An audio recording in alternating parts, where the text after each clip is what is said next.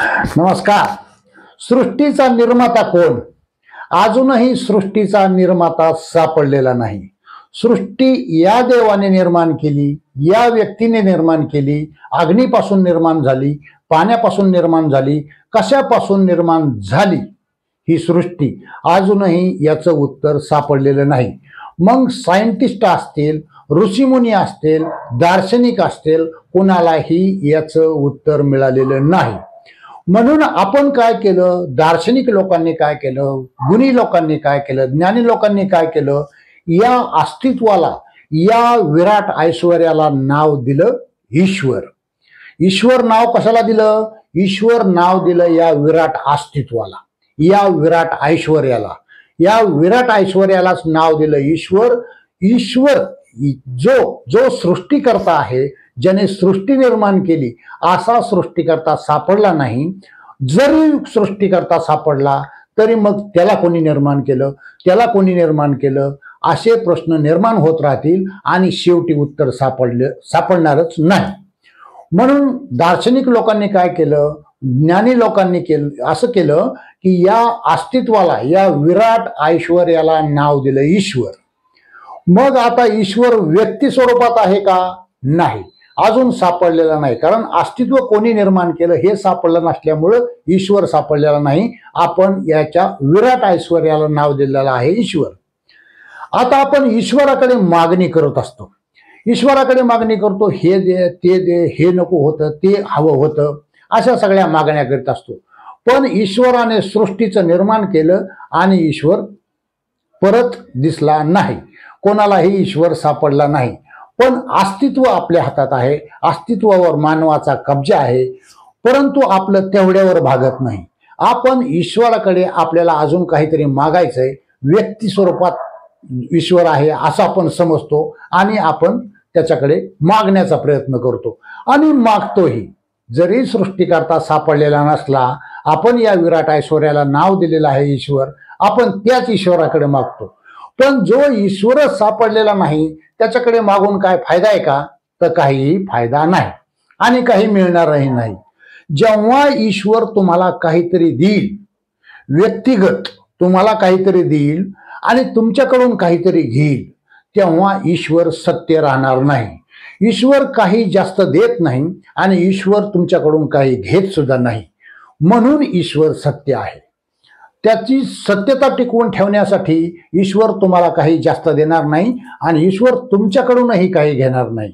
जो काही देत नाही आणि जो काही घेतही नाही ते आहे सत्य. आणि ईश्वराला सत्यता टिकवून ठेवायचंय आणि तुम्ही जरी नाही सत्य टिकवून ठेवलं तरी सत्य टिकवून राहणार आहात. फक्त तुम्ही टिकून राहणार नाहीत. तुम्हाला उत्पत्ती, स्थिती आणि लय हा नियम तुम्हाला लागू आहे. म्हणून तुमचा जन्म होणार, तुम्ही काही दिवस इथं पृथ्वीवर राहणार आणि तुमचा तिथं अंत होणार. म्हणून उत्पत्ती, स्थिती आणि लय या नियमाच्या अंतर्गत तुम्ही येता. पण सत्य जे आहे, ईश्वर जे आहे, ते आहे सत्य, ज्याच्या जन्माचाही पत्ता नाही, ज्याच्या मरणाचाही पत्ता नाही. म्हणून ते आहे सत्य. जे बदलत नाही ते असतं सत्य. आणि अस्तित्व बदलत नाही.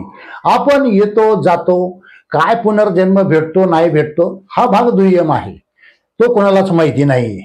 म्हणून ईश्वराकडे काही मागायचं नसतं, ईश्वर काही देत नसतो आणि ईश्वर आपल्याकडून काही घेतही नसतो.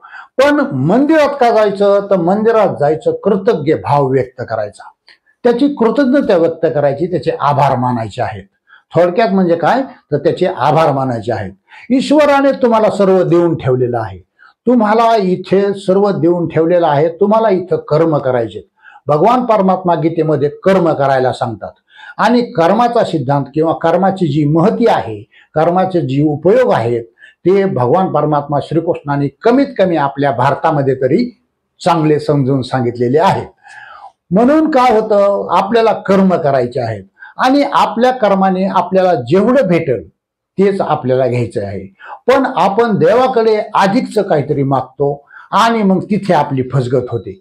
आपण कर्म विसरतो आपल्याला कर्म करावे लागतील, आपल्याला कर्मानेच काहीतरी मिळणार आहे. बिना कर्म करता काहीही मिळणार नाही. ईश्वर जरी तुम्हाला भेटायचा असेल, तुम्हाला तिथे सुद्धा कर्म करावे लागतात. आणि या संसारात सुद्धा तुम्हाला काही जे जास्त पाहिजे आहे त्याच्यासाठी तुम्हाला कर्म करावे लागणार. फुकट इथे काहीही भेटणार नाही.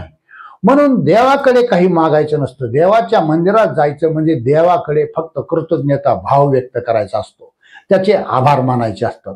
देवाकडे काही मागायचं नसतं, देव देत नाही. तुम्हाला जे काही एक्स्ट्रा पाहिजे आहे त्याच्यासाठी कर्म आवश्यक आहेत आणि कर्मानेच तुम्हाला काहीतरी भेटणार आहे. फुकट काहीही भेटणार नाही. देवाची कितीही प्रार्थना करा, कितीही कीर्तन करा, कितीही भजन करा, फुकट काहीच भेटणार नाही. म्हणून देवाकडे काही मागायचं नसतं, कारण त्यांनी सगळं तुम्हाला देऊन ठेवलेलं आहे. तुम्हाला कर्म करायचे आहेत आणि त्यातून तुम्हाला काहीतरी मिळवायचं आहे. आता कर्माचं जर महत्व सांगायचं, गीतेमध्ये भगवान परमात्माने सांगून ठेवलेलं आहे. गीतेमध्ये कर्माचं महत्व. मग कर्माचं महत्व आपण का जाणून घेत नाही? आपण ईश्वराकडे मागणी करतो ती फुकट का करतो आणि ईश्वराला काहीतरी आमिष दाखवतो, थोडंफार काहीतरी देण्याचा. जो सृष्टीचा मालक आहे, सृष्टीकर्ता, जर त्याची एवढी मोठी सृष्टी आहे तर तो काही घेईल का तुमच्याकडून? आणि तुम्ही आहात काय त्याच्या पुढे? काहीच नाही. मानव त्याच्या पुढे काहीही नाही. म्हणून तो तुमच्याकडून काही घेणार नाही आणि तो तुम्हाला काहीही देणार नाही. त्याने सगळं देऊन ठेवलेलं आहे आणि देऊन ठेवलेलं आहे आणि याच्यातच तुम्हाला कर्म करून तुम्हाला जे पाहिजे ते तुम्हाला मिळवायचं आहे. आणि जर तुम्हाला कर्म करून ते मिळवता आलं नाही तर तुम्हाला ते अधिकचं काही भेटणार नाही. तुम्ही म्हणतात तसं काही भेटणार नाही. तुम्हाला जे पाहिजे आहे, मग तुम्हाला देव पाहिजे असेल, मग तुम्हाला पैसा पाहिजे असेल, तरीही दोन्ही गोष्टीसाठी तुम्हाला कर्म करावे लागतील. आणि जर कर्म केले नाही तर इथे काहीही भेटणार नाही. म्हणून देवाकडे काही मागायचं नसतं, सृष्टीकर्त्याकडे काही मागायचं नसतं आणि तुम्ही त्या सृष्टीकर्त्याला काही द्यायचं नसतं. सृष्टीकर्त्याला तुमच्या देण्याची, तुमच्याकडून काही घेण्याची काहीही गरज नाही. त्याची एवढी मोठी सृष्टी आहे. जो सृष्टीचा मालक आहे तो तुमच्याकडून काही घेईल का? तर कधीच घेणार नाही आणि त्याला ते नकोही. जर तो आपल्या समोरच येत नाही तर तो आपल्याकडून काहीतरी एखादी क्षुल्लक गोष्ट घेण्याची अपेक्षा ठेवेल का? तर कधीच ठेवणार नाही. म्हणून तुम्ही काय करायचं? तुमच्या कर्माला महत्व द्यायचं. तुम्हाला जर जास्तीचं काही पाहिजे असेल, तुम्हाला भगवंताकडून काही पाहिजे असेल, तुम्हाला सृष्टीकर्त्याकडून काही पाहिजे असेल जास्तच, तर ते भेटणार नाही. तुम्हाला ते भेटणार आहे तुमच्या कर्मातून. म्हणून तुम्ही कर्म करायचे आहेत, सृष्टीकर्त्याला काही मागायचं नाहीये. ओम तत्सत.